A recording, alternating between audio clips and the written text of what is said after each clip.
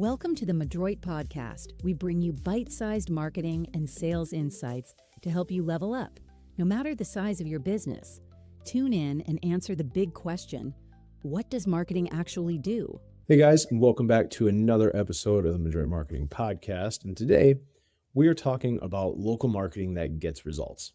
We're not talking the spray and pray stuff, but more like the 80-20 moves that actually drive impact in your own backyard. So if you are a service-based business, if you are a local nonprofit, community-based brand, or even a regional franchise of some sort, this one's kind of for you. To kick it all off, why local still matters, and honestly, maybe now more than ever before. The world is digital first. We've known that for a while now. Nothing too surprising there, but local intent hasn't gone anywhere. If anything, local searches and things like localized trust have really increased as a whole. A couple things worth noting here. Near me searches are still growing year over year and have been for quite some time. 76% of people who search for a nearby service visit a business within 24 hours. Reviews and proximity are now key ranking signals in both search and maps. And I think the big takeaway here, is your local presence might be the most underutilized marketing asset you have. Let's talk a little bit more about that local marketing stack that really moves the needle. Yeah. I mean, I think it's underutilized because it's boring. It's not fun marketing. It's not sexy, but it is tactics and campaigns that move the needle and help a business, the 80-20 principle, right? Yeah. So your marketing stack for local marketing, number one, Google Business Profile, non-negotiable. It's like your address online. A lot we can go into on that. We've talked about it in depth in other podcast episodes, but few quick notes: keeping it updated regularly, posting to it, adding photos, engaging with it. It's no longer set it and forget it. Getting reviews, responding to reviews, really important. Yep.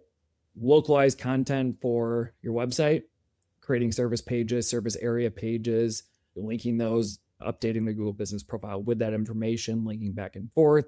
Blog posts are great for SEO, of course. Making it local content is important. It's generic. It would fit anywhere in the country, but specific landmarks or parts of the city or schools or mascots for the local team, things like that can go a long way. Links to other local things are great too. Getting reviews is huge. It's worth adding its own section. Getting reviews on multiple platforms are great. Google Business is the most important for that. Then the local social engagement, commenting on local events, sharing local events, partnering with other companies or organizations in the area to collaborate online. Great. If you do it in person, makes it easy to do it online. Yep. And then adding to that stack, because the fifth item here is paid ads, geo-targeted ads with intent-based keywords and services and offerings. If you do those 5 things, that is a solid local marketing stack. Yeah. And I think just to piggyback off that, like, people are always looking for something that pertains specifically to them. And what better way to do that than locally?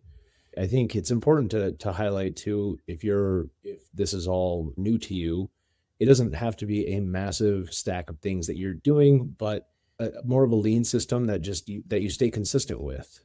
And I think the Google Business Manager portion of this is such a crucial and not necessarily a focal point of anybody's marketing attack, if you will. I think it's just something that can really do a lot for your business and showcasing who you're looking to do business with, especially on a local basis. So that said, recommended tools here, we're definitely pushing Google Business Manager, especially to manage multiple listings. If you do have multiple locations, be that on a statewide basis or regional basis, your Google Business Profile for all of those locations has to be unique, but also has to be consistent with your overall brand. Things like geo search grid audits, right? Understanding what type of terms people are looking for in your specific area, but then ultimately, where are you ranking in those areas? So then you know what to focus on. Things like Google Analytics, I think, play a key role in this in making informed decisions. Google Search Console, another one. Citation reporting, I think, is something that a lot of people don't necessarily even consider. thinking about how you're showing up on other search engines outside of Google is such an afterthought to so many people.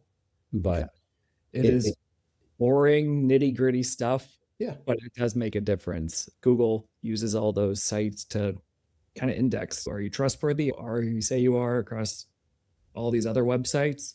I know we'll dive more into that, I'm sure, later, but yeah, I think things like citations are so valuable because Google's constantly looking for a reason to prove that you're not trustworthy, and search engines as a whole are doing that same thing. So give them an inch, we'll take a mile. And then I think the final one to wrap that up here is email marketing. So your ability to run local nurture sequences or campaigns for people that showed interest in a product or service of yours, but sticking with them after they showed initial interest, to find them, bring them back, to have them take that final action. Because as many of us know, it's very easy to click a button and get started, but to follow something all the way through, unless you have an immediate need for it, is not something that's always at the top of our minds, because everybody has a million things going on. So the goal here is repeatable visibility and not viral moments. When we know that we've given people a little bit of a stack and some ideas for how to implement, but what are some of the local mistakes that folks are making? yeah, an easy one. We mentioned it before with the citations, but incomplete or inconsistent NAP information, name, address, phone, website. You get those 4 things right, and you are putting yourself in a really good spot on Google and all the other search engines. But if you do that right on all those sites, it helps Google and Bing and Apple Maps, those things. Other mistakes: not updating your Google business profile, keeping updated photos, information, services, products you offer, things like that go a long way. I just think with that, when we talk about that, and it's not necessarily an overhaul every time, right? Right. Like, it's just staying current. Is there a different service name that you should be putting in there? Is there something that's going to be a little bit more pertinent to what you're seeing in your local areas that they need, that you offer? Maybe that wasn't on it before, but it takes you doing a quick audit to be able to see if that's something that needs to be added to it. Yeah. And Google adds functionality and removes functionality from Google business profiles pretty consistently. So Yeah. keeping up to date with that is definitely important to do, especially when it drives so much for any local business or local branch of a business. Yeah. People trying to run campaigns that are fit for a national style campaign. It's not the one we usually see, but occasionally you see people going overboard with what they're doing. They focus big and broad, but not local and narrowed down focus. Yeah. So just another mistake is not being a part of the community, not getting out there, like doing events, maybe having some signage or some inexpensive sponsorships, not things that are going to move the needle in a huge way as far as all the awareness you've built from this Little League baseball team sponsorship or this Girl Scout troop sponsorship that you're doing, but the gain of telling people that you're doing it, that goes a long way in establishing yourself as someone in that community locally. And then time and time again, we say it, but it does really matter. It's just getting reviews. Of course, you need people who are willing to say that you do a great job, and you need to be doing a great job baseline for sure. But then to get those reviews online so other people can find you and trust you that you are going to do what you say you do, goes a long way, and it's worth repeating. Getting online reviews, very important. You don't have to dominate all of Google or all of your state. If your focus area, your service area is 50-mile radius or a 15-mile radius, focus on that. Yeah. And I think just with that, partnering with a team who understands how to target it and how to get you focused on that. It doesn't necessarily mean that you're going to need to have a massive budget in order to dominate locally. It's more about using it effectively and efficiently so that what you're trying to accomplish for your business, whether it be it revenue, be it leads, be it growth, just as a whole, that can happen, but it has to be done in a calculated and efficient way. Otherwise, you can miss the opportunity very easily. So in the end, it's all about local marketing, right? And when it comes to local marketing, clarity is going to beat complexity. Start with your core platforms. Like you said, when it's not going to be the prettiest thing, the super sexy, shiny object situation, but it is going to be effective, right? So start with your core platforms, stay consistent, and show up where your neighbors are actually looking. So the businesses that win locally aren't always the flashiest. They're just the most findable, the most trusted, and of course, the most top of mind. Thanks. That's all for this episode of the Madroit Podcast. Please make sure to like and subscribe. If you have any questions that you want us to talk about on the pod or want to get in touch with us, please visit madroitmarketing.com/podcast. Thanks for listening.